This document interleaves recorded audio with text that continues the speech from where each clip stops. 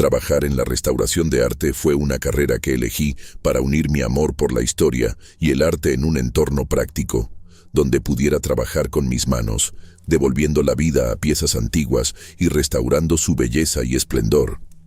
Quería un trabajo tangible, lejos de los salones de clase y de las teorías. Me llamo Maurice, y cuando me llamaron para realizar una pequeña restauración en la capilla de Morelia, Michoacán, me sentí privilegiado. Apenas podía imaginar lo que iba a encontrar allí. La cantera rosa del centro histórico siempre me ha dado una sensación de estabilidad, como si el tiempo en Morelia avanzara con más cuidado que en otras ciudades. Las torres simétricas de la catedral dominan el horizonte con una solemnidad que impone respeto, incluso a quienes no son devotos. Al cruzar sus puertas por trabajo, lo primero que percibo es el cambio de temperatura y el eco suave de mis propios pasos sobre el piso frío. El aire huele a madera antigua, a polvo fino suspendido desde hace siglos y a una humedad persistente que se adhiere a las columnas altas y a los retablos dorados. La vida afuera mantiene su ritmo habitual. Vendedores de ate y cajeta en la plaza de armas, campanas marcando las horas con puntualidad casi severa, ancianos sentados en las bancas observando el paso lento de la tarde. Dentro del templo, en cambio, el sonido se comporta distinto. Cualquier roce, cualquier herramienta apoyada con descuido, se multiplica en la nave amplia y parece provenir de un lugar impreciso. Esa cualidad acústica siempre me ha obligado a trabajar con mayor concentración. El encargo llegó a principios de temporada seca. La administración de la catedral me confió la restauración de un retablo lateral afectado por una filtración antigua en el techo. La madera presentaba deformaciones leves y manchas oscuras que indicaban humedad acumulada durante años. No era la primera vez que trabajaba ahí. Había intervenido marcos y molduras menores con resultados satisfactorios.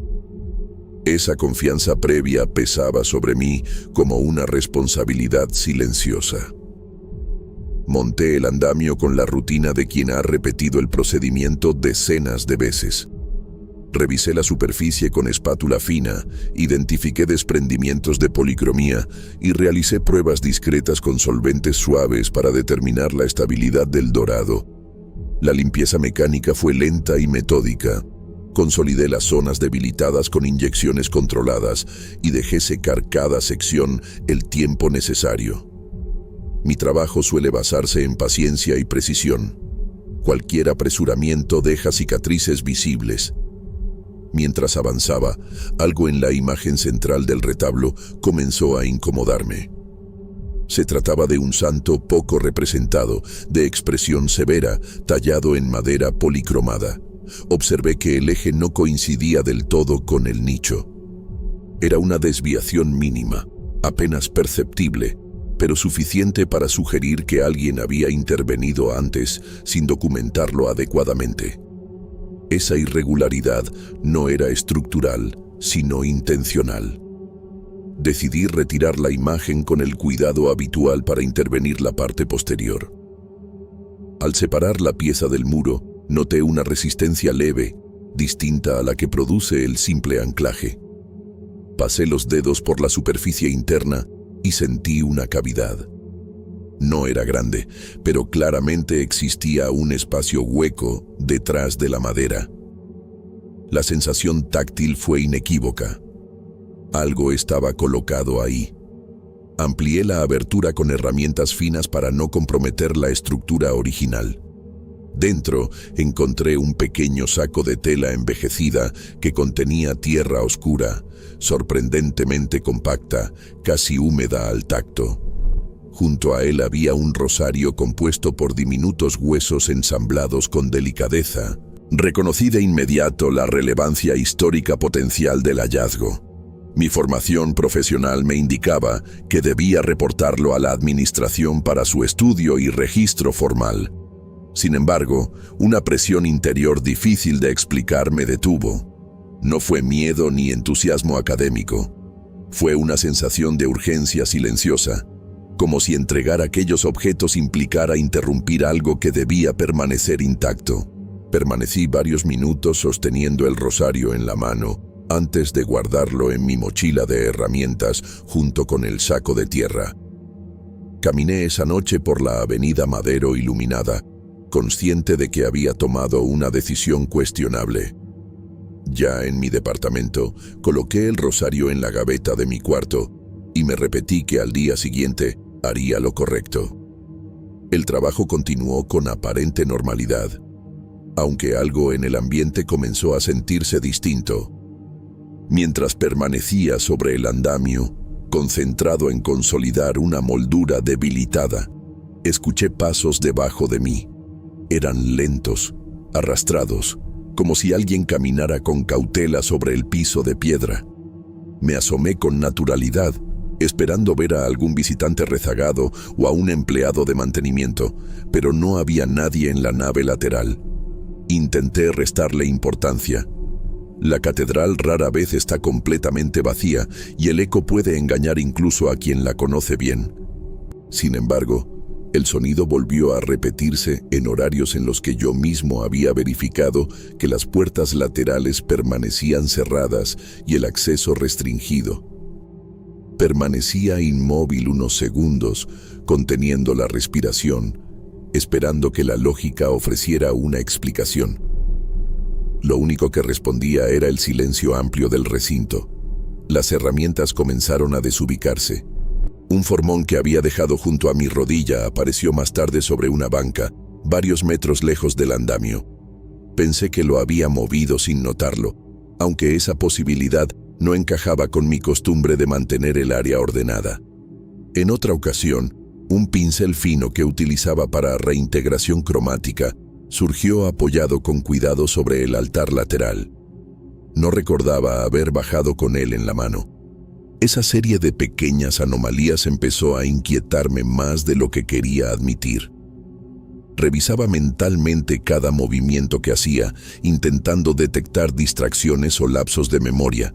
Siempre he sido metódico. Mi oficio no admite improvisaciones. Aún así, me descubrí dudando de mis propios hábitos, preguntándome si el cansancio o la presión del encargo estaban afectando mi concentración. La madera recién intervenida también comenzó a comportarse de forma extraña. Una mañana encontré manchas oscuras en zonas que la tarde anterior habían quedado limpias y estables. Surgieron fisuras finas en áreas donde había aplicado consolidante con precisión.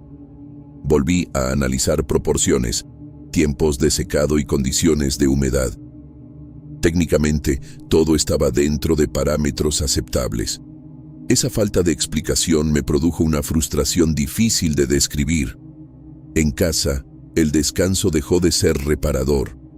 Al acostarme, percibía algo cercano al oído, como una vibración apenas audible. No era un ruido externo definido, más bien una cadencia, semejante a oraciones murmuradas en latín.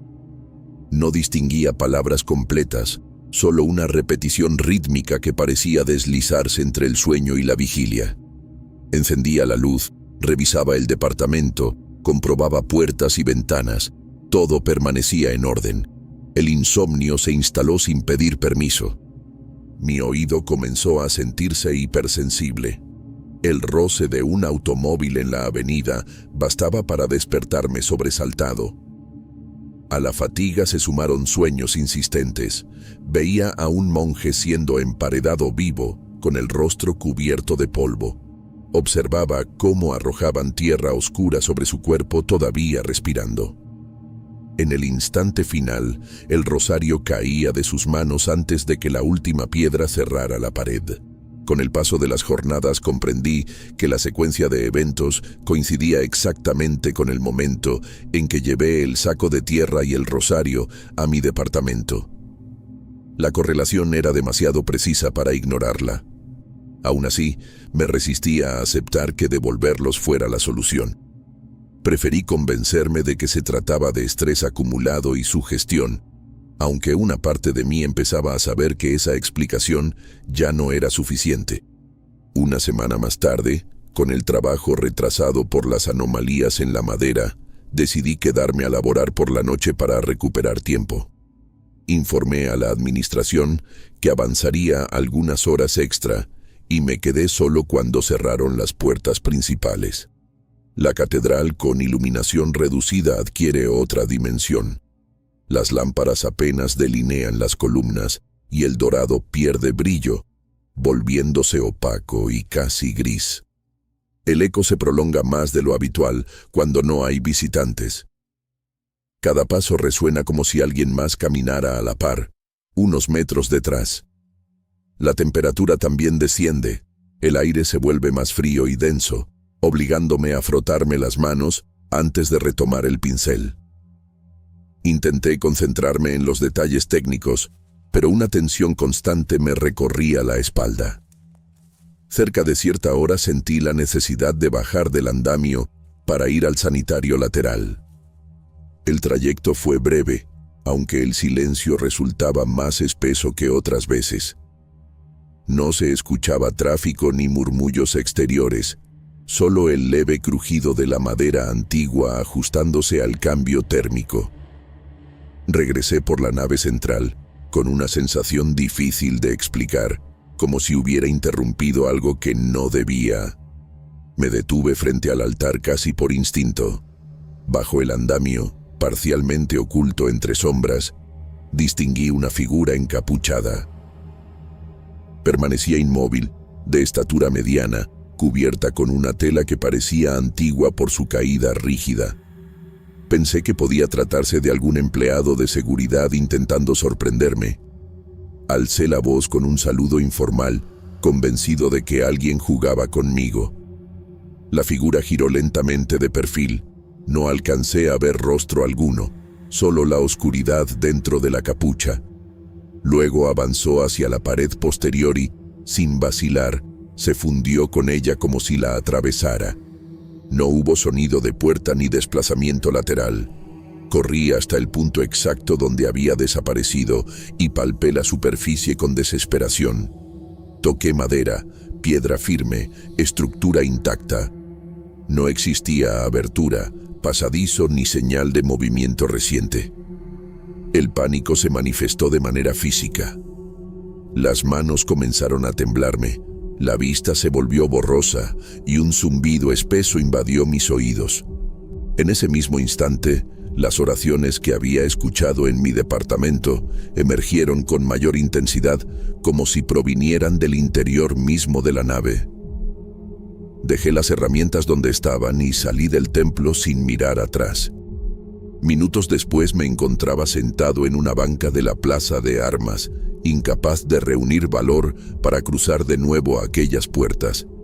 A la mañana siguiente llamé a mi amigo historiador Gutenberg. Necesitaba hablar de esto con alguien de inmediato, con una persona de confianza que no pensara que me había vuelto loco. Sabía que solía pasar horas en un café tradicional del centro, siempre con una guayabera clara impecable y una carpeta llena de copias de archivos coloniales. Me senté frente a él con una inquietud que no intenté disimular y le relaté los hechos de manera indirecta, omitiendo detalles que me avergonzaban. Su expresión no fue de burla ni de incredulidad. Más bien adoptó una seriedad que me hizo sentir que no era el primero en acercarse con algo similar. Gutenberg me explicó que, en los registros fragmentarios del periodo colonial en Michoacán, existían menciones ambiguas sobre castigos eclesiásticos severos. Comentó que algunos rumores hablaban de ejecuciones discretas para evitar escándalos públicos, especialmente cuando los acusados pertenecían a órdenes religiosas. Según ciertas cartas privadas, algunos monjes señalados por herejía habrían sido emparedados dentro de estructuras sagradas. No había documentos oficiales que confirmaran esos hechos, solo referencias dispersas y anotaciones incompletas. Escuchar esa posibilidad produjo en mí una mezcla de vergüenza y comprensión. El saco con tierra oscura y el rosario de huesos dejaron de parecer simples curiosidades ocultas. Empecé a sospechar que aquellos objetos podían haber sido colocados como un sello simbólico. quizá espiritual, destinado a contener algo que debía permanecer donde estaba. La sensación de urgencia que experimenté al encontrarlos adquirió un significado distinto. Tomé la decisión de devolverlos sin informar a nadie más. Entré a la catedral en horario habitual, aguardé a quedarme solo y desmonté nuevamente la imagen con la misma precisión técnica que había empleado antes. Introduje el saco y el rosario en el compartimento y cerré la abertura con extremo cuidado, procurando que la intervención resultara prácticamente imperceptible. Cada movimiento estuvo cargado de una tensión contenida, como si estuviera reparando algo más que madera. Los cambios fueron inmediatos en lo cotidiano. Las herramientas dejaron de extraviarse y permanecieron exactamente donde las colocaba. La madera estabilizó su comportamiento y las manchas no reaparecieron. Tampoco volví a escuchar pasos debajo del andamio. El trabajo pudo concluirse sin nuevos incidentes visibles y la administración quedó satisfecha con el resultado final. Mi oído, sin embargo, no volvió a ser el mismo. Al intentar dormir, persisten murmullos lejanos, oraciones apenas perceptibles que se filtran en el silencio del cuarto. Para descansar enciendo un ruido ambiente que amortigüe esa cadencia constante. Continúo ejerciendo como restaurador, pero evito quedarme solo en la catedral después del anochecer. Hay momentos, al cerrar los ojos, en que la sensación cambia y parece que alguien no reza en mi contra, sino por mí. Esa posibilidad es lo que más me inquieta.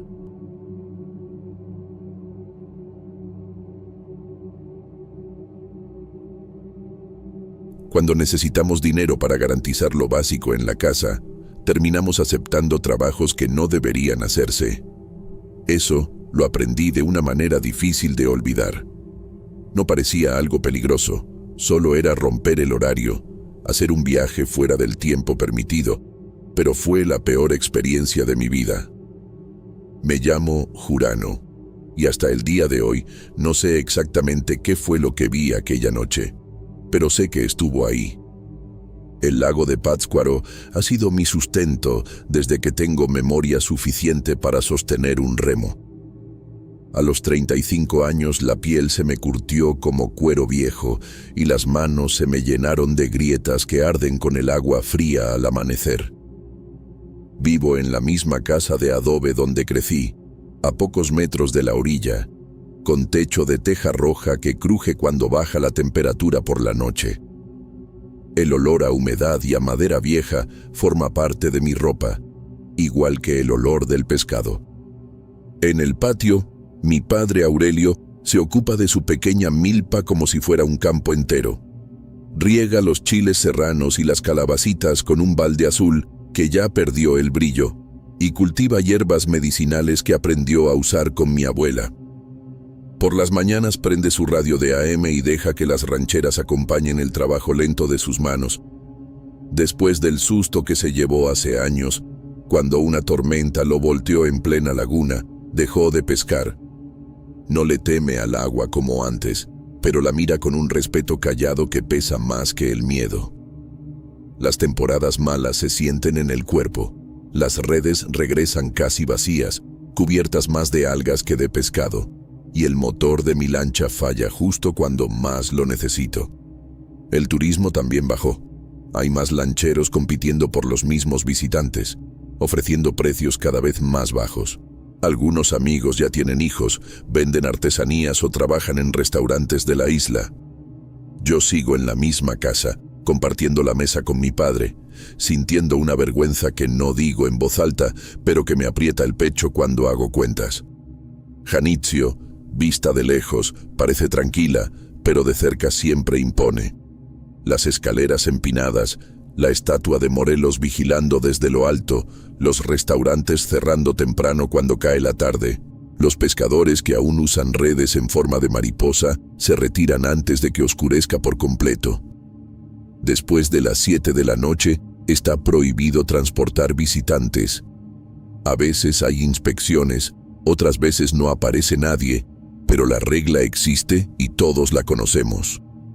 Aquella tarde el cielo estaba turbio y el calor se sentía pegajoso, como si algo se estuviera fermentando en el aire.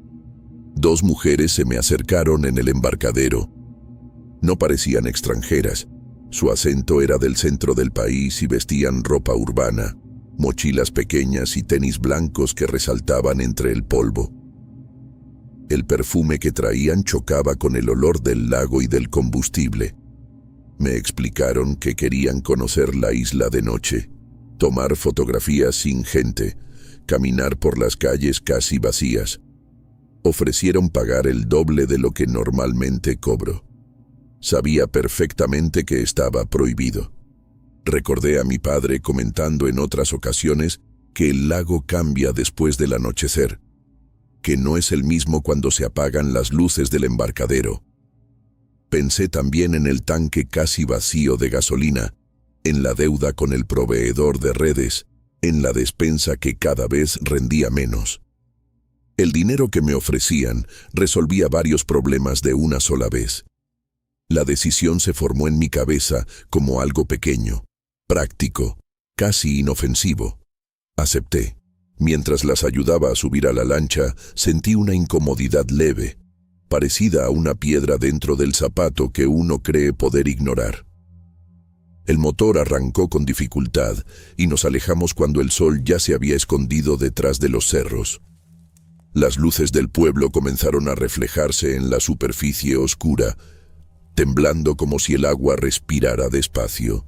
A medida que la orilla quedaba atrás, tuve la impresión de que no solo estaba cruzando el lago, sino también una línea que no debía cruzar. Las dejé en el muelle de Janitzio alrededor de las 7:20 de la noche. Me dijeron que recorrerían las escaleras y que querían fotografías con la isla casi vacía. Acordamos que regresaría en unas 2 horas. No quise quedarme donde atracan las demás lanchas, así que remé hacia un costado menos iluminado, un sitio donde a veces me detengo a descansar cuando el día ha sido largo. Apagué el motor y dejé que la embarcación quedara meciéndose despacio. La noche en Pátzcuaro tiene un olor particular, mezcla de madera húmeda, gasolina vieja y agua estancada.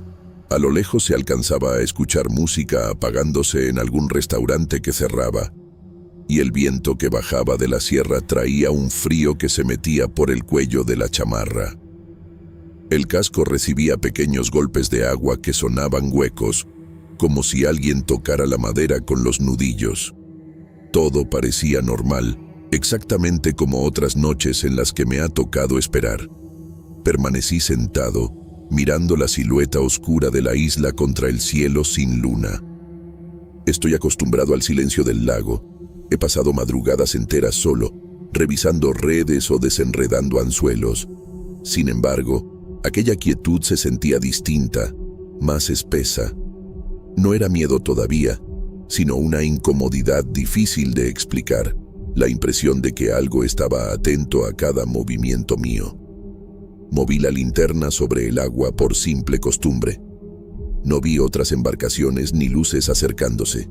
El embarcadero principal quedaba a cierta distancia y su resplandor apenas alcanzaba a dibujar una línea débil sobre la superficie. Aún así, tenía la sensación de que no estaba solo. Traté de convencerme de que era su gestión, que el cansancio de la temporada mala me estaba jugando una mala pasada. Fue entonces cuando escuché mi nombre por primera vez. Una voz femenina, suave, arrastrada por el viento, pronunciándolo con claridad. Levanté la cabeza de golpe y pensé que alguna de las turistas habría regresado antes de tiempo para llamarme. Me puse de pie con cuidado para no desbalancear la lancha y alumbré hacia la orilla más cercana. No había nadie. Las escaleras se veían vacías y la música ya se había apagado por completo. Me quedé inmóvil varios segundos esperando que se repitiera. El lago permanecía quieto, sin olas, sin motor alguno rompiendo la superficie. Me senté otra vez, intentando reírme de mí mismo. Consideré que podía ser el eco de alguna conversación lejana o el sonido del viento deformando alguna palabra. Minutos después volvió a escucharse, esta vez más claro, más cerca, como si quien me llamaba supiera exactamente dónde estaba. No era un tono agresivo ni desesperado. Al contrario, sonaba familiar, casi íntimo. Sentí un escalofrío subir por la nuca y bajar por la espalda. Miré alrededor buscando alguna lancha escondida entre la oscuridad, pero no había otras luces en el agua. Noté que las manos me sudaban a pesar del frío que corría. Decidí no seguir pensando en eso y miré el reloj del celular. Faltaban pocos minutos para las 10 de la noche. Encendí el motor con más prisa de la necesaria y dirigí la proa hacia Janitzio para recogerlas. Mientras me acercaba, distinguí cómo una capa de neblina comenzaba a formarse sobre la superficie, algo común en el lago, pero aquella vez parecía levantarse antes de lo habitual y con una densidad que me hizo apretar el remo con más fuerza. Las vi bajar por las escaleras con paso apresurado, mirando hacia atrás como si la isla misma las estuviera observando. Cuando subieron a la lancha comentaron, casi atropellándose, que el lugar se sentía distinto en la noche, demasiado callado, más vacío de lo que imaginaban. Una de ellas, la más callada, tenía el rostro pálido y los movimientos torpes, como si le faltara el equilibrio. Pensé que quizá no había cenado bien o que el frío le había bajado la presión. Me acomodé en mi lugar y comencé a remar. Primero con calma, buscando el ritmo habitual que conozco desde niño. A los pocos metros noté que algo no encajaba. El remo no cortaba el agua como siempre, entraba con dificultad, como si estuviera atravesando una sustancia más densa. He remado entre algas espesas y en temporadas donde el lago se llena de residuos, pero aquello era distinto. No había nada visible que justificara esa resistencia. Aumenté la fuerza, creyendo que tal vez era mi cansancio. El avance era mínimo. Cada palada exigía más esfuerzo del que debería. Sentí los músculos de los hombros tensarse y un dolor sordo comenzar a instalarse en los brazos. La lancha parecía avanzar a contracorriente, aunque el lago estaba quieto, sin viento fuerte ni oleaje. El silencio se volvió incómodo. Solo se escuchaba mi respiración más pesada y el roce extraño del remo contra esa agua espesa. Entonces, la joven que iba más callada empezó a murmurar algo en voz baja. Al principio creí que rezaba o que estaba quejándose del mareo. El sonido fue creciendo hasta convertirse en una cadena de palabras que no entendía. El ritmo de su voz me resultó familiar. He escuchado purépecha en fiestas y en el mercado, pero aquello sonaba más antiguo, más cerrado, como si las sílabas vinieran de muy atrás en el tiempo. No comprendía el significado, pero reconocía la cadencia. La otra muchacha la miraba con preocupación, moviendo las manos sin saber cómo ayudarla. Giré el cuerpo para verla mejor y sentí que el aire me faltaba. Sus ojos estaban completamente blancos, sin rastro de pupila ni de color. No había expresión en su cara, solo una calma extraña que no correspondía con el murmullo que salía de su boca. Su respiración era lenta, profunda, como si estuviera dormida con los ojos abiertos. Un sonido diferente se mezcló con el murmullo. Escuché una risa femenina alrededor de la lancha. No provenía de un punto fijo. Parecía girar sobre nosotros, como si rodeara el bote sin tocarlo. El vello de mis brazos se erizó. La joven cayó de pronto hacia un lado, desvanecida, y el murmullo cesó de golpe. Su amiga entró en pánico y comenzó a moverse con brusquedad, haciendo que la lancha se balanceara peligrosamente. Le indiqué con gestos firmes que se quedara quieta, tratando de mantener el equilibrio mientras seguía remando. Sentí que mis fuerzas disminuían y que el agua, invisible pero obstinada, tiraba del bote hacia atrás. Después de unos minutos que parecieron eternos, la muchacha desmayada abrió los ojos, confundida, asegurando que no recordaba nada. En ese mismo instante, la neblina se cerró sobre nosotros con una densidad repentina, borrando casi por completo las luces de la orilla. La neblina se cerró de tal manera que apenas podía distinguir la punta de la lancha. El corazón me golpeaba el pecho con fuerza, la boca se me secó y sentí las manos temblar alrededor del remo. Intenté orientarme recordando la posición de las luces del pueblo antes de que todo se volviera blanco. Calculaba la dirección por costumbre, como cuando uno navega de madrugada sin luna, pero esta vez el aire parecía tragarse cualquier referencia. Entre la bruma comenzó a dibujarse una sombra. Al principio creí que era una ilusión causada por el miedo o por el esfuerzo físico.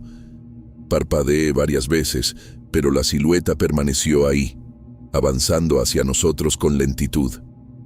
No se escuchaba motor ni el chapoteo de remos, solo ese desplazamiento silencioso, como si flotara sin tocar el agua. Cuando estuvo más cerca distinguí la forma completa de otra embarcación. Era igual a la mía, misma estructura, mismo color desgastado en los bordes, incluso la pequeña mancha oscura cerca de la proa que dejó un golpe antiguo contra el muelle. El estómago se me contrajo al darme cuenta de que no era parecida, era idéntica. 3 figuras iban dentro, un hombre al frente y 2 mujeres detrás. Sus cuerpos permanecían rígidos, demasiado quietos. La piel se veía pálida, casi gris bajo la neblina. Reconocí el sombrero del hombre, igual al mío, con la misma curvatura en el ala.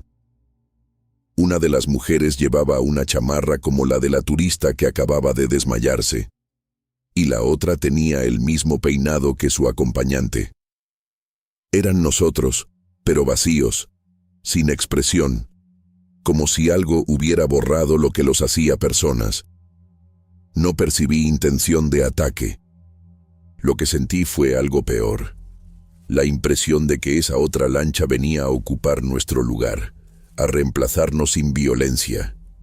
Las turistas comenzaron a gritar al verlos y el bote se balanceó con peligro.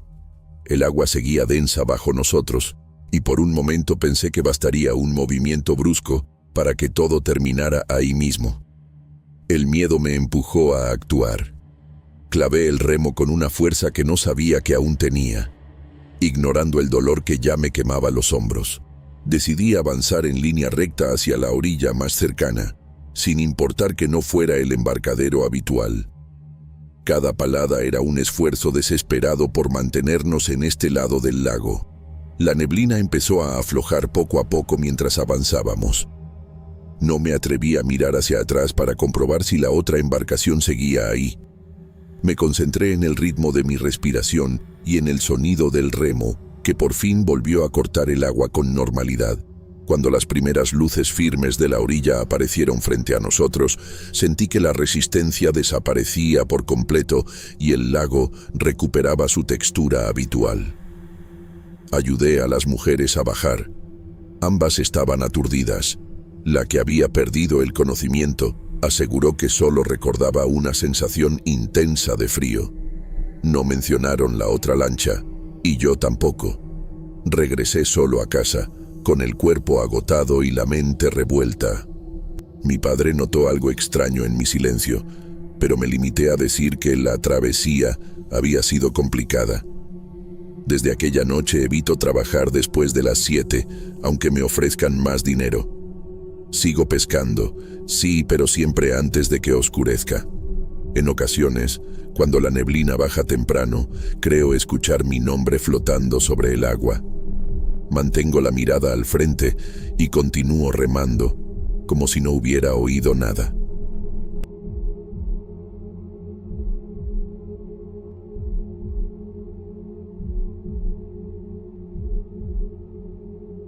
El día que me avisaron que mi padre había muerto, sentí más desconcierto que tristeza. Nuestra relación siempre fue distante, respetuosa pero fría, marcada por silencios largos y visitas breves. Me llamo Yukan. La casa de adobe en Tzintzuntzan quedó a mi nombre sin discusiones familiares, porque mi madre ya había fallecido años atrás y yo era el único heredero. Me dijeron que también había dejado una pequeña cantidad en una cuenta de ahorro, suficiente para hacer arreglos básicos.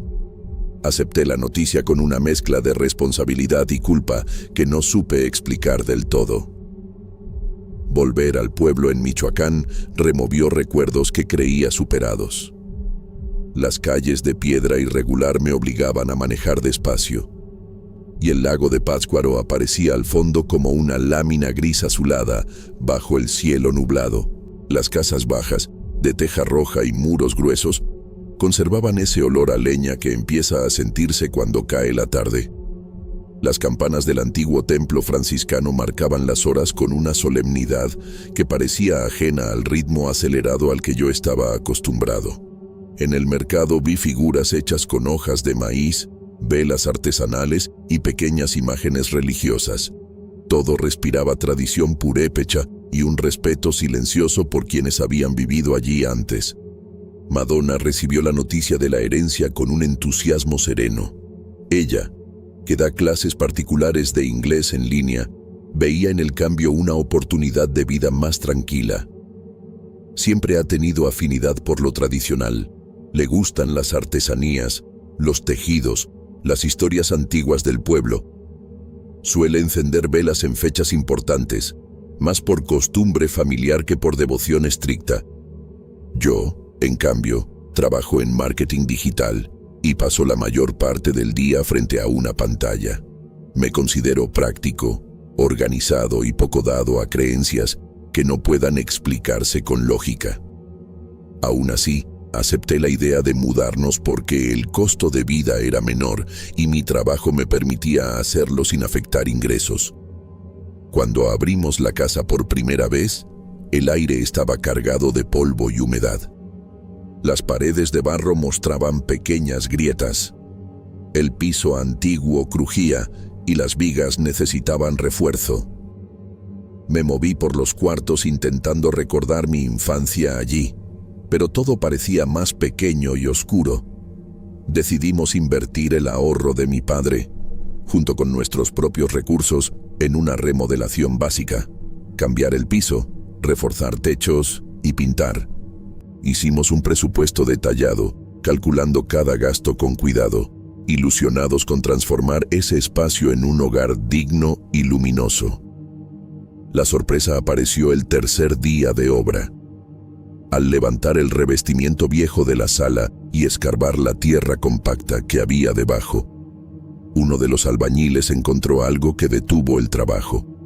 Se trataba de pequeños muñecos hechos con hojas secas de maíz, atados con hilos rojos, colocados en fila y enterrados con evidente intención. No estaban tirados al azar. Alguien los había acomodado con cuidado antes de cubrirlos. El silencio entre los trabajadores fue inmediato. Intercambiaron miradas y sugirieron, con incomodidad evidente, que lo mejor sería deshacerse de aquello cuanto antes. Intenté restarle importancia, atribuyéndolo a alguna costumbre antigua sin relevancia real. Madonna, en cambio, los observaba con una curiosidad que me incomodó. Comentó que podían formar parte de la historia de la casa y que no veía motivo para tirarlos sin entender su significado. Al final, decidimos guardarlos en una caja mientras terminaba la obra. Esa noche, mientras cerraba las ventanas y apagaba las luces, sentí una molestia difícil de nombrar, una mezcla de vergüenza ajena y irritación contenida. Lo que más me inquietaba no era el hallazgo en sí, sino la pregunta que empezó a repetirse en mi cabeza. ¿Por qué mi padre, tan reservado con todo, jamás mencionó algo así enterrado bajo el piso de su propia sala? Instalarnos por completo en la casa trajo una calma aparente. Convertí la antigua sala en mi espacio de trabajo. Coloqué el escritorio frente a la ventana que da al patio y pasaba horas frente al portátil diseñando campañas y revisando métricas. Madonna impartía sus clases de inglés en el cuarto contiguo, decorando poco a poco con textiles y artesanías que compraba en el mercado del pueblo. La rutina parecía sencilla, casi ideal, pero debajo de esa normalidad comenzó a formarse una tensión difícil de identificar. En más de una ocasión, ella insinuó que algunos de los muñecos de maíz podían integrarse como parte de la decoración, argumentando que representaban la historia de la casa y que no tenía sentido tratarlos como algo sucio. A mí la idea me producía una incomodidad inmediata, una resistencia que no lograba explicar con argumentos sólidos. Intenté justificarme diciendo que no combinaban con el estilo que queríamos, pero en realidad me perturbaba tenerlos a la vista. Esa diferencia mínima fue el primer motivo de fricción. Las discusiones empezaron por detalles insignificantes. Una taza fuera de lugar, una ventana mal cerrada, un comentario que antes habría pasado desapercibido. Me sorprendía reaccionando con irritación desproporcionada, elevando el tono sin razón clara. Algo en mi interior estaba siempre a punto de estallar. La concentración se volvió difícil. Mientras trabajaba, tenía la impresión constante de que alguien se movía detrás de mí. Al voltear, no había nada. La casa parecía absorber la luz al caer la tarde, como si las sombras se volvieran más densas que en otras viviendas. Una noche percibí un olor tenue a maíz quemado. Pensé que provenía de alguna cocina vecina o de una fogata lejana. El aroma regresó al día siguiente, más persistente, y comenzó a mezclarse con un hedor agrio, semejante a materia orgánica en descomposición. Revisé la basura, el refrigerador, las tuberías, todo estaba en orden. Fue entonces cuando encontré uno de los muñecos fuera de la caja donde los habíamos guardado. Días después, apareció dentro del refrigerador, entre los recipientes de comida. En otra ocasión lo hallé envuelto en una de mis camisas, dentro del closet. Cada descubrimiento aumentaba mi sospecha hacia Madonna, convencido de que los movía para incomodarme. Pero su desconcierto parecía auténtico y eso me descolocaba aún más. La atmósfera de la casa se volvió irregular. Algunos cuartos se sentían extrañamente fríos, aunque el clima fuera templado. En otros momentos, el aire se volvía pesado, casi difícil de respirar. Madonna comenzó a contarme que soñaba con dos muchachas de trenzas largas y ropa antigua, similares a las que se ven en fotografías viejas de comunidades purépechas. Según ella, las jóvenes cantaban en una lengua que no lograba comprender y enterraban los muñecos con cuidado ritual. En el sueño, una de ellas se cortaba la mano y dejaba caer sangre sobre la palla antes de cubrirla con tierra. Intenté convencerme de que todo era sugestión, consecuencia de haber encontrado aquellos objetos y de estar viviendo en un entorno cargado de tradición.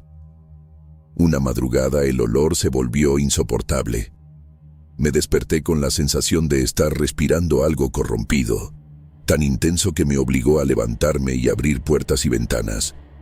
Madonna también se incorporó alarmada, llevándose la mano al rostro para cubrirse la nariz. Permanecimos un rato en el patio, esperando que el aire circulara. Al amanecer, no quedaba rastro alguno del hedor. El interior estaba limpio, normal, incluso fresco. Aún así, algo dentro de mí tenía la certeza de que aquello no era producto del azar, sino la señal de que algo enterrado bajo nuestro piso empezaba a despertar. El desgaste emocional llegó a un punto que me costaba admitir.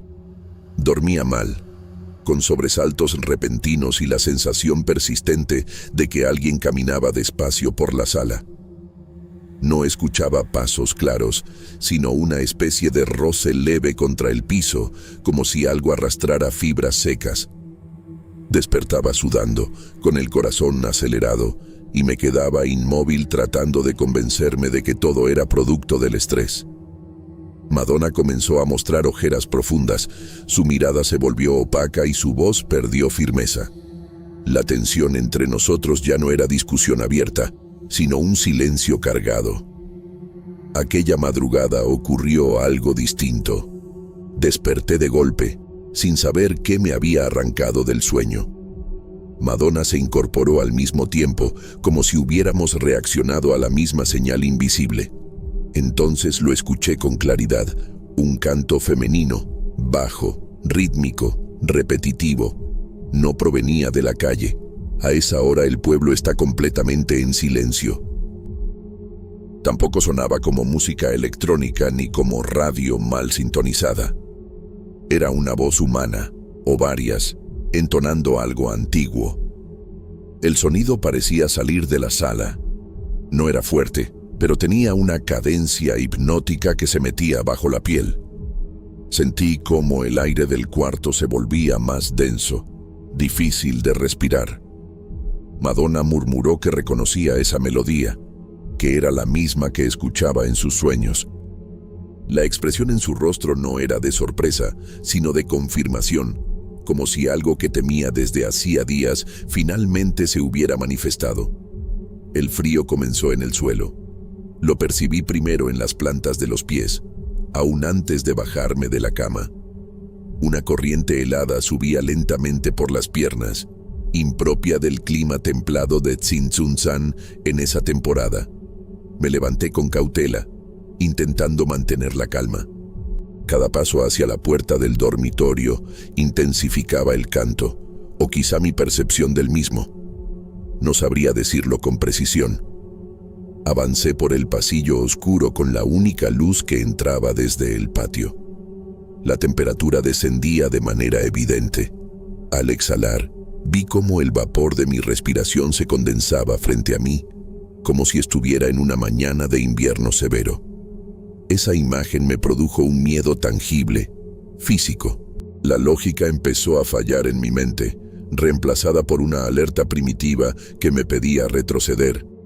Crucé el umbral de la sala, y en el instante exacto en que pisé el centro del cuarto, el canto cesó. No se desvaneció poco a poco, simplemente se apagó. El silencio resultante fue más perturbador que la propia voz. Miré alrededor con detenimiento. Muebles en su lugar, ventanas cerradas, ningún objeto fuera de sitio. La caja donde habíamos guardado los muñecos permanecía en el rincón, intacta. El frío, sin embargo, seguía allí. No era una corriente de aire localizada, sino una sensación que ocupaba todo el espacio. No vi figuras ni sombras anómalas, pero sentí una presión invisible, como si algo se concentrara frente a mí sin adoptar forma definida. Me invadió una náusea súbita y un temblor que no logré controlar. No era imaginación pasajera, era una reacción corporal real, inmediata. Madonna permanecía en la entrada del pasillo, observándome con el rostro pálido y los ojos muy abiertos. No se atrevía a acercarse. En ese momento comprendí que lo que estábamos viviendo superaba cualquier explicación racional que yo hubiera intentado sostener hasta entonces. Algo en la casa había respondido a nuestra presencia, o quizá a los muñecos enterrados bajo el piso, y ya no parecía dispuesto a mantenerse oculto. Fue allí cuando supe que no bastaba con ignorarlo. Tendríamos que hacer algo antes de que aquello cruzara un límite que aún no entendíamos. La decisión de deshacernos de los muñecos no fue impulsiva, sino resultado del agotamiento. Sentía que la casa nos estaba empujando hacia un límite peligroso, y permanecer pasivos ya no era opción. Saqué la caja al patio trasero al caer la tarde, cuando el cielo comenzaba a tornarse naranja sobre el lago.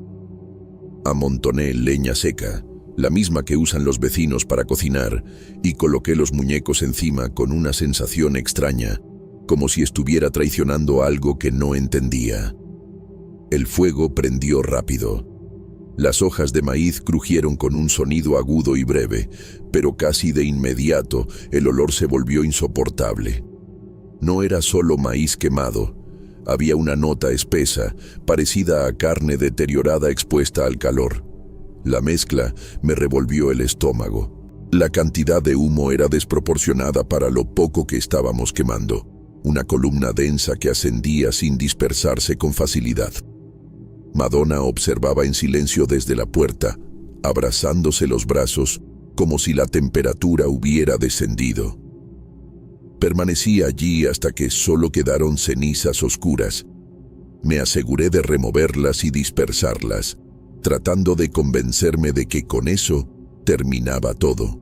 Sin embargo, al entrar de nuevo a la casa sentí que algo persistía, una vibración sutil en el ambiente, como electricidad contenida. Esa noche me acosté con la expectativa nerviosa de quien sabe que no ha cerrado del todo un asunto pendiente. El canto regresó. No con la intensidad de aquella madrugada anterior, pero lo suficiente para erizarme la piel.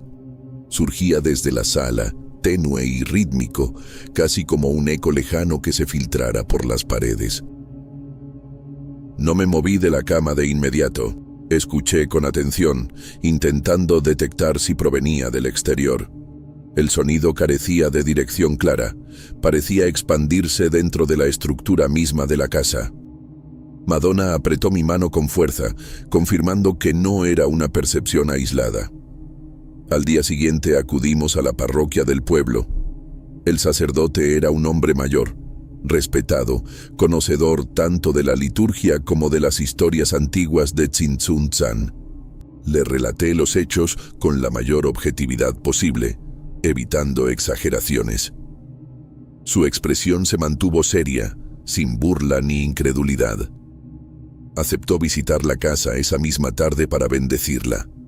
Durante la oración sentí el aire espeso, casi pegajoso. Las velas que el sacerdote encendió frente a una pequeña mesa improvisada titilaban sin que hubiera corriente visible. Hubo un momento preciso en que guardó silencio, como si encontrara resistencia en las palabras que estaba pronunciando. Su mirada se dirigió al centro de la sala, justo donde habían estado enterrados los muñecos. En ese punto percibí una hostilidad intangible, una concentración de algo que no adoptaba forma, pero que imponía presencia. La plegaria continuó con firmeza, hasta que, gradualmente, la sensación comenzó a diluirse. No fue inmediato. Primero desapareció la presión en el pecho, luego el frío residual en el piso. El ambiente pareció aclararse, como si una ventana invisible se hubiera abierto. El sacerdote concluyó el rito y permaneció unos segundos en silencio, observando alrededor antes de retirarse. Madonna respiró profundo, con lágrimas contenidas que no había dejado salir en días. La casa recuperó su quietud habitual. El olor no volvió. El canto se extinguió por completo y el frío inexplicable dejó de manifestarse. Retomamos nuestra rutina sin comentar nada con los vecinos. Preferí evitar miradas curiosas o interpretaciones innecesarias. Mantengo mi trabajo, Madonna continúa con sus clases y la vida transcurre con normalidad aparente. Agradezco la paz que volvió a instalarse entre nosotros, pero hay una inquietud que persiste en silencio. La sospecha de que ciertas cosas no estaban ligadas a los muñecos, sino a la tierra misma. En ocasiones me pregunto qué sabía mi padre y por qué eligió callarlo, y esa duda, más que el recuerdo del canto, es lo único que todavía me impide sentir tranquilidad absoluta.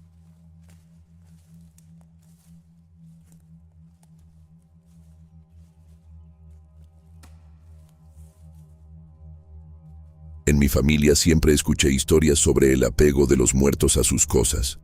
Jamás lo puse en duda. De esas cosas no se duda, aunque no se puedan ver. Sin embargo, a pesar de creer en ello, rara vez lo tenía presente en mi día a día en el taller. Soy ovidiana, vivo en Zamora, Michoacán. Soy costurera desde los 25 años. Para mí, aquel vestido de novia era solo un encargo más, bien pagado. Estaba equivocada. El silencio de mi casa se volvió más evidente después de que mi esposo murió por el corazón. La rutina fue lo único que me sostuvo, el taller instalado en la antigua sala de comedor, la misa de los domingos, el mercado municipal los martes por la mañana. Mis hijos viven en Morelia. Llaman cuando pueden y vienen poco. Aprendí a acomodar la soledad como quien acomoda un dobladillo, con paciencia y sin hacer ruido. Mi taller ocupa lo que antes fue la mesa grande donde celebrábamos cumpleaños. El piso de ladrillo siempre está frío incluso en temporada de calor. Las paredes gruesas guardan el eco de otras épocas y las ventanas altas de hierro forjado dejan entrar una luz vertical que cae directo sobre la mesa de corte. El olor constante es una mezcla de tela nueva, suavizante barato y madera antigua que cruje cuando cambia la temperatura. Aquella mañana el calor era seco y pegajoso. Esther llegó cargando una caja grande envuelta en plástico transparente. 26 años, maestra de primaria, voz bajita y modales bien aprendidos. Traía el cabello recogido con una peineta discreta y los ojos brillantes de quien está por casarse.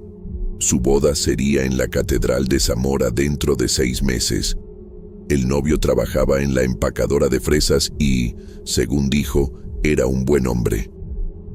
Colocó la caja sobre mi mesa con un cuidado casi ceremonial. Me explicó que el vestido había pertenecido a su abuela, Consuelo Lorana.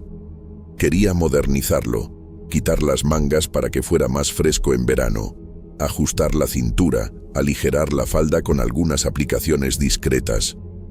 Cuando retiré el plástico, apareció un diseño clásico de los años 70, encaje grueso, satén pesado, corte tradicional, demasiado bien conservado para su edad, como si el tiempo hubiera decidido respetarlo. Al tocar la tela sentí algo difícil de describir.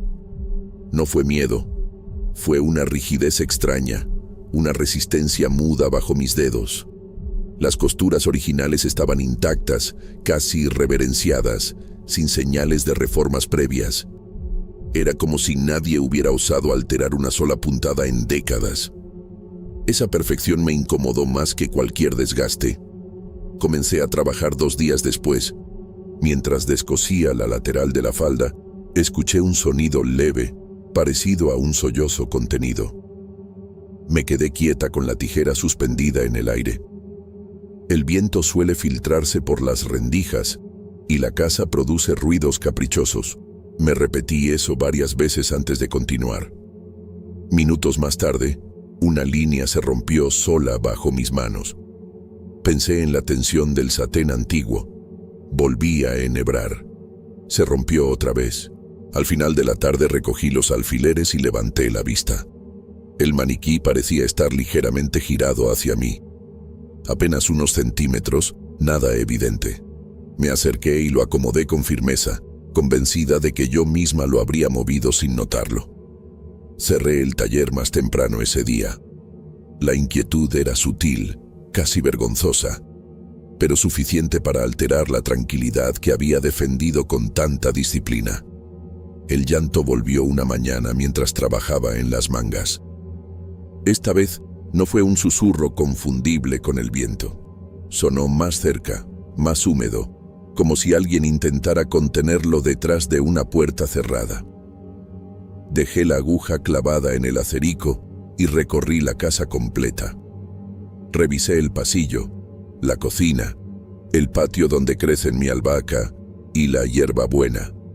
No había nadie, solo el sol cayendo recto sobre las macetas y el murmullo lejano de un camión pasando por la calle. El maniquí empezó a aparecer girado con mayor frecuencia. Siempre unos grados más hacia mi mesa de costura, como si observara cada puntada. Al principio pensé que lo movía sin darme cuenta al barrer o al acomodar telas. Después comencé a fijarme mejor. Lo dejaba alineado con la pared. Medía la distancia con el marco de la ventana. A la mañana siguiente, estaba inclinado hacia mí otra vez. Esa insistencia muda me desgastaba. Opté por cubrir el vestido con una sábana blanca al terminar la jornada. No era superstición, me repetía, sino simple orden. Sin embargo, al colocar la tela sobre el encaje grueso, sentía que estaba tapando algo más que un vestido. La tensión dentro de mí crecía despacio. No era pánico, era una incomodidad persistente que se instalaba en el pecho y no se iba. En el mercado municipal me encontré con Luisa, vieja conocida del barrio, mujer de rosarios largos y lengua suelta. Comenté sin pensarlo demasiado que estaba ajustando el vestido de Consuelo Lorana. Su expresión cambió de inmediato. Bajó la voz y miró alrededor antes de hablar. Dijo que, décadas atrás, a Consuelo la llamaban en voz baja la bruja del pueblo. No de frente, claro. Entre vecinas, según Luisa, Consuelo hacía trabajos, preparaba infusiones extrañas, leía cartas y tenía un altar en su casa. Habló también de la obsesión con su vestido de novia. Lo guardaba envuelto en plástico dentro de un baúl de madera y no permitía que nadie lo tocara. Ni siquiera su propia hija pudo modificarlo cuando se casó. Tuvo que usarlo tal cual, sin cambiar una sola manga.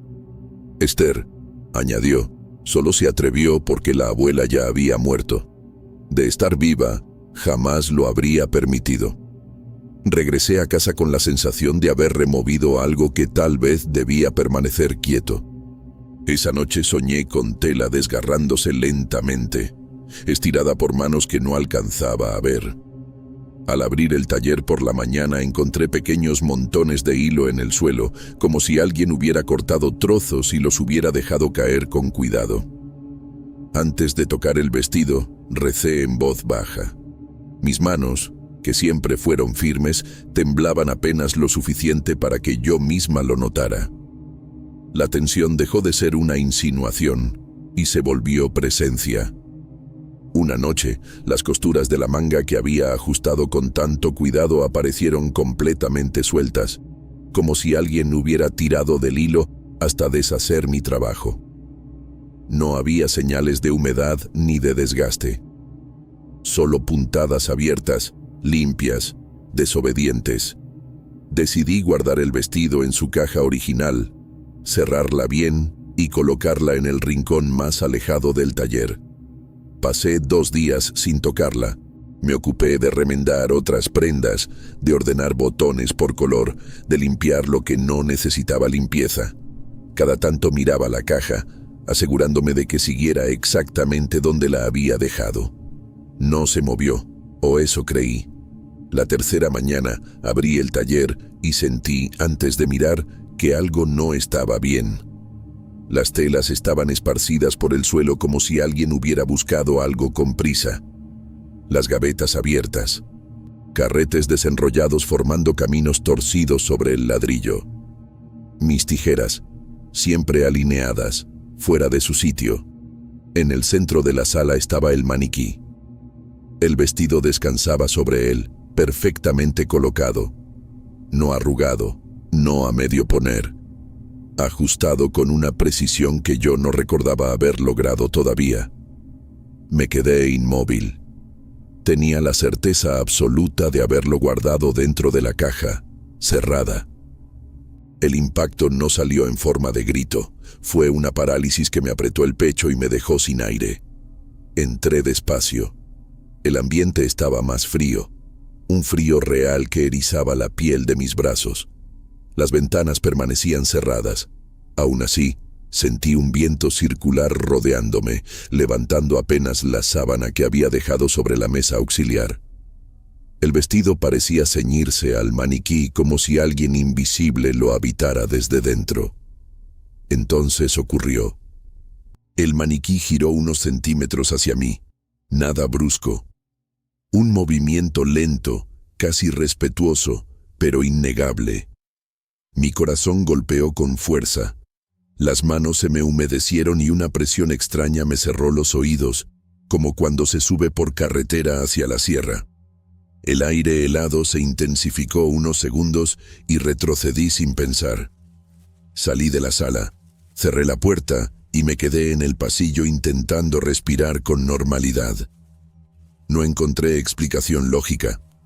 Por primera vez en muchos años, tuve miedo verdadero dentro de mi propia casa.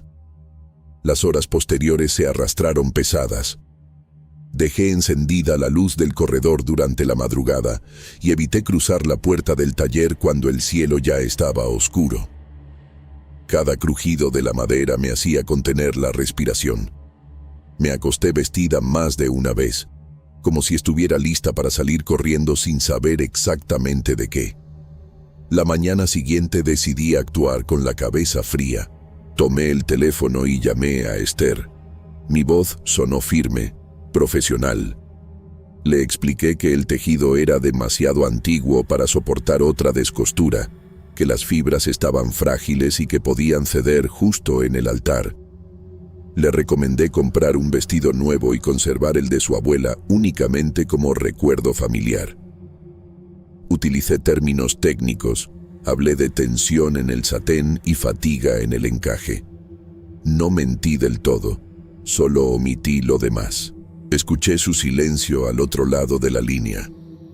Había tristeza en su respiración, una ilusión que se acomodaba a la fuerza. Aceptó sin discutir. Dijo que confiaría en mi experiencia.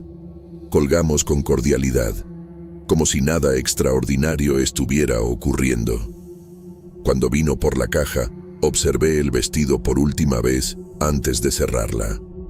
Lucía inofensivo, solo tela antigua, pesada, perfectamente quieta. Ninguna rigidez extraña bajo mis dedos.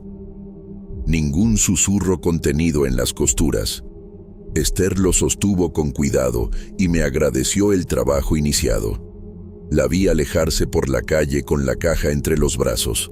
Después de su partida, el taller volvió a la normalidad. No hubo más llantos apagados. Ninguna línea se rompió sola. El maniquí permaneció inmóvil, alineado con la pared como siempre debió estar. El aire recuperó su temperatura habitual, tibia y conocida. El silencio regresó, pero no era el mismo de antes. Tenía algo de vigilancia, como si la casa también hubiera aprendido. Continué trabajando, asistiendo a misa los domingos y regando la albahaca en el patio. Decidí no aceptar más prendas heredadas que hubieran permanecido intactas durante décadas. Evito pasar frente al antiguo panteón municipal al atardecer, donde está enterrada Consuelo Lorana. No vi nada allí, tampoco necesito verlo. Hay objetos que no toleran ser transformados, y en Zamora, algunos vestidos cargan más que tela y costuras, cargan voluntad.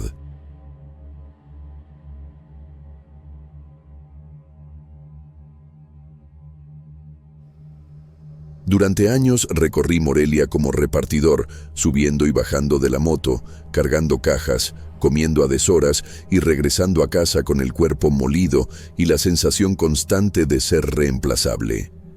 Mi nombre es Iago Cristian. El trabajo alcanzaba para vivir, pero no para sentir que avanzaba. Al cumplir 30 años, tomé una decisión que muchos consideraron tardía: ingresar a la universidad pública para estudiar pedagogía y convertirme en profesor de español. No fue un impulso romántico, sino una elección práctica. Estudié con disciplina, terminé el curso con buen desempeño y recibí el título con un orgullo silencioso, más cercano al alivio que a la euforia. El concurso para una plaza en una escuela del interior de Zitácuaro apareció como una oportunidad concreta de estabilidad. Cuando supe que había sido aceptado, sentí que por fin el esfuerzo tenía un peso real. Sakari, mi esposa, me acompañó sin dudarlo. Ambos estábamos cansados del ruido constante de la ciudad grande, del transporte lleno y de los alquileres impagables. La idea de un pueblo pequeño nos pareció una mejora, no un retroceso. Hablábamos de tranquilidad, de rutinas más humanas y de un futuro menos apretado. El pueblo nos recibió con una normalidad casi tranquilizadora. Calles estrechas de empedrado, casas de una sola planta con portones de hierro siempre cerrados, perros sueltos que parecían conocer a todos menos a nosotros. El comercio se concentraba en pocas cuadras, con tiendas pequeñas donde el olor a maíz cocido se mezclaba con humo de leña y tierra húmeda. Todo parecía detenido en un ritmo propio, ni apurado ni lento, simplemente ajeno. La escuela reflejaba ese mismo tiempo suspendido. El edificio era antiguo, con salones amplios pero gastados, ventanas altas que dejaban pasar una luz opaca y paredes marcadas por capas de pintura vieja. Carteles de campañas educativas de otros años seguían colgados, descoloridos, como si nadie se hubiera preguntado si aún tenían sentido. El lugar no inspiraba rechazo, pero tampoco apertura. Funcionaba porque siempre había funcionado así. Zachary encontró su lugar más rápido que yo.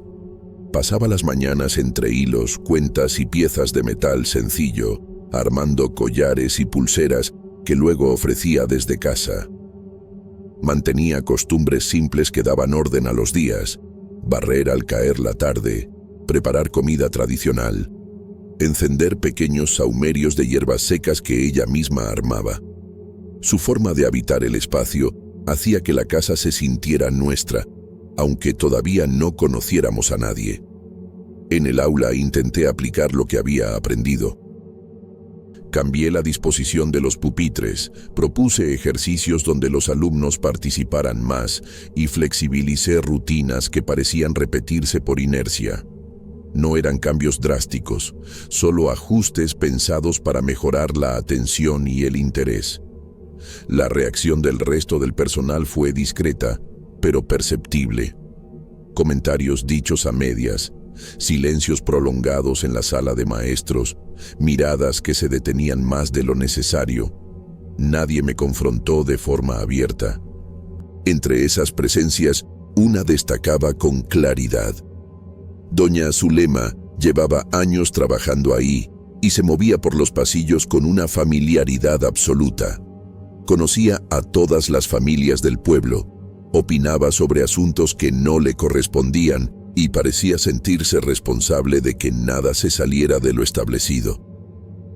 Observaba cada cambio con atención, intervenía sin ser solicitada y mantenía una autoridad que no figuraba en ningún documento oficial.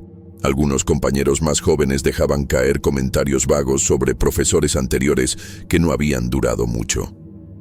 Al final de esas primeras semanas, una incomodidad difícil de explicar comenzó a instalarse. No había ocurrido nada concreto, ningún incidente que justificara alarma, pero la sensación de estar cruzando un límite no dicho se volvía cada vez más clara. Algo en el ambiente indicaba que ciertas cosas no debían tocarse, aunque nadie las nombrara. Yo seguía adelante sin saber exactamente qué estaba desajustando, solo con la certeza de que ya no pasaba desapercibido. La atención empezó a desviarse del trabajo hacia la casa. El lugar que alquilamos era sencillo y antiguo, con un patio de tierra apisonada, algunos árboles frutales descuidados y un pequeño cuarto al fondo que servía de bodega. Nada parecía fuera de lo común. Las paredes crujían con los cambios de temperatura y el techo respondía al viento. Ruidos normales de una construcción vieja que uno aprende a ignorar. Cierta madrugada escuché pasos cuando ya estábamos acostados. Pensé en un animal o en el propio sonido de la madera, pero el recorrido era claro, como si alguien cruzara de un cuarto a otro. No duró mucho, y al encender la luz no encontré nada fuera de lugar. Otras veces aparecían sonidos breves, desplazándose por la casa, sin un origen fijo, demasiado definidos para ser simples golpes del viento. Algunas mañanas la cocina no estaba como la habíamos dejado. Un plato roto sobre la mesa, un vaso quebrado cerca del fregadero, sin marcas de caída ni explicación lógica. Las puertas interiores parecían cambiar de posición, abiertas cuando recordaba haberlas cerrado o al revés. Empecé a revisar cada cosa 2 veces, convencido de que el cansancio me estaba jugando malas pasadas. El olor fue lo que más nos desconcertó. Surgía de repente, como hierbas quemadas, seco y penetrante, pero nunca llenaba toda la casa. Aparecía en ciertos rincones, especialmente al amanecer o ya entrada la noche, y desaparecía igual de rápido. Zachary empezó a inquietarse. Me habló de sueños repetidos en los que sentía que alguien observaba el cuarto, siempre desde el mismo punto, sin rostro ni cuerpo definido, solo la certeza de una presencia atenta. Intenté mantenerme racional, Me repetía que era el estrés de la mudanza, la presión del nuevo trabajo y la adaptación a un entorno distinto. Aún así, el descanso dejó de ser reparador. Me levantaba cansado, con la sensación de haber pasado la noche despierto, aunque recordara haber dormido.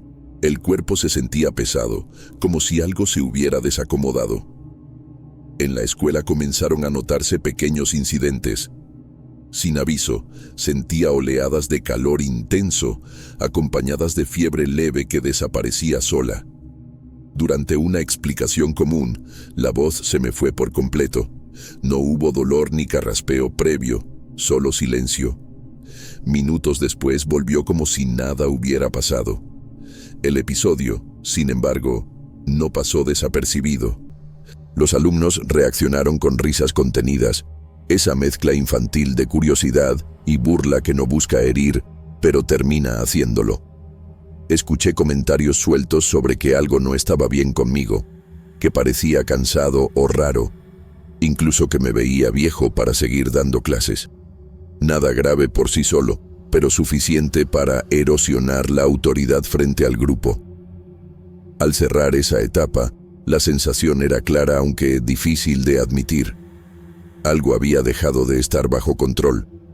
Lo que ocurría en casa empezaba a reflejarse en el trabajo, y lo que pasaba en la escuela parecía seguirme de regreso al patio y a los cuartos. Las dos cosas ya no estaban separadas, y esa mezcla silenciosa fue lo que más me inquietó. Mi estado físico comenzó a deteriorarse de forma evidente. La fiebre aparecía con más frecuencia, acompañada de escalofríos y una dificultad creciente para concentrarme incluso en tareas simples.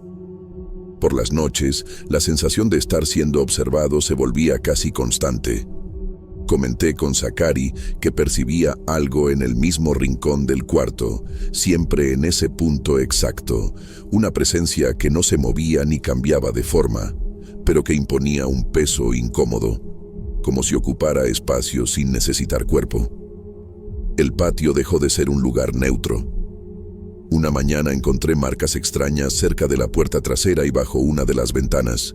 Eran símbolos trazados con sal y un polvo oscuro que no supe identificar. Los dibujos eran sencillos, casi geométricos, pero claramente intencionales. No parecían resultado del viento ni de animales, tampoco tenían el aspecto de una broma infantil. Permanecí un rato observándolos, intentando entender cuándo y cómo habían aparecido sin que lo notáramos. Opté por investigar con discreción. Evité hacer preguntas directas a los vecinos, temiendo sonar paranoico o exagerado. Revisé el patio varias veces, limpié los símbolos y observé si volvían a aparecer. Zakari reaccionó con un miedo silencioso. No entró en discusiones largas, pero comenzó a insistir en la idea de irnos del pueblo, primero de forma tímida, luego con una urgencia que no había mostrado antes. En la escuela, el ambiente se volvió más frío. Doña Zulema seguía presente, distante, pero atenta a cada movimiento. Noté que su cercanía coincidía con un mayor aislamiento. Algunos compañeros evitaban sentarse conmigo. Otros hablaban como si mi estancia fuera provisional, como si ya supieran que no iba a durar. La sensación de estar siendo observado no se limitaba a la casa, también me acompañaba en los pasillos. Al caer la tarde, el cansancio era tal que los límites entre el día y la noche se desdibujaban. El cuerpo respondía cada vez menos, y la mente se mantenía en un estado de alerta permanente. En ese contexto ocurrió lo que terminó de quebrar cualquier intento de explicación racional. Al entrar a la cocina, vi a una mujer de pie, inmóvil, con una sonrisa fija que no correspondía a ningún gesto cotidiano. No se movía, no parpadeaba. El reconocimiento fue inmediato y perturbador, incluso antes de identificarla con claridad. No hubo gritos ni forcejeos. Escuché una frase breve, dicha con calma, que no sonó a amenaza sino a confirmación, como si algo ya hubiera sido advertido con anterioridad. El cuerpo no respondió. Sentí que las fuerzas se retiraban de golpe y perdí la conciencia. En ese estado tuve un sueño vívido y opresivo. Todas las niñas y los niños de la escuela me señalaban y reían sin parar. Intentaba hablar, explicar, pedir que se detuvieran, pero ningún sonido salía de mi boca. La risa crecía mientras la certeza de haber perdido la voz, el lugar y la función se hacía absoluta. Al fondo de ese sueño, la sensación era clara y definitiva. Ya no se trataba de cansancio ni de sugestión. Algo había decidido apartarme y yo apenas comenzaba a entenderlo. El despertar ocurrió en el sofá de la sala, con el cuerpo pesado y una confusión espesa que tardó en disiparse. Dolían los brazos, la cabeza y la espalda, como si hubiera cargado algo demasiado grande. Zachary me había sacado de la cocina arrastrándome con dificultad y se quedó a mi lado sin dormir, cuidando que respirara con normalidad. No hubo gestos heroicos ni alivio inmediato, solo cansancio profundo y un miedo silencioso que ya no necesitaba palabras. La decisión se tomó sin discusiones largas. Pedir la transferencia se volvió una urgencia tan clara como respirar. No se trataba de orgullo ni de carrera profesional, sino de salir intactos. Empacamos lo indispensable con prisa torpe, dejando muebles, utensilios y parte del trabajo de Zachary que no cabía o que ya no importaba. La casa quedó a medias, como si supiera que no volveríamos. El trayecto fuera del pueblo marcó un cambio difícil de ignorar. A pocos kilómetros, el cuerpo empezó a responder distinto. La fiebre desapareció sin aviso. La presión constante en el pecho cedió y la mente recuperó una claridad que había olvidado. Zachary también se transformó en silencio, respirando mejor, con el rostro más relajado, como si el camino mismo nos estuviera devolviendo algo que habíamos perdido. La primera noche fuera transcurrió sin sobresaltos. El sueño llegó profundo y continuo, sin imágenes intrusas ni despertares bruscos. Al amanecer, el cansancio seguía ahí, pero era un cansancio normal, reconocible. Por primera vez en semanas, el descanso se sintió real. Al gestionar la transferencia, confirmé lo que ya intuía. Doña Zulema continuaba trabajando en la escuela, cumpliendo su rutina sin alteraciones. No hubo consecuencias visibles, explicaciones oficiales ni comentarios fuera de lugar. Nadie parecía sorprendido por mi salida. El pueblo seguía funcionando con la misma regularidad, como si nada hubiera ocurrido. La distancia permitió observar todo con mayor frialdad. No encontré rastros físicos de lo que vivimos, ni pruebas que pudiera mostrar. Tampoco sentí la necesidad de buscarlas. Bastaba con recordar cómo el malestar se había quedado atrás junto con las calles empedradas y las paredes viejas. Pensar en aquel lugar todavía provoca una incomodidad difícil de definir. No intento nombrar lo ocurrido ni darle una forma concreta.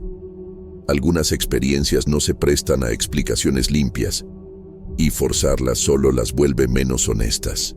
En ciertos sitios el equilibrio depende de no mover demasiado las cosas.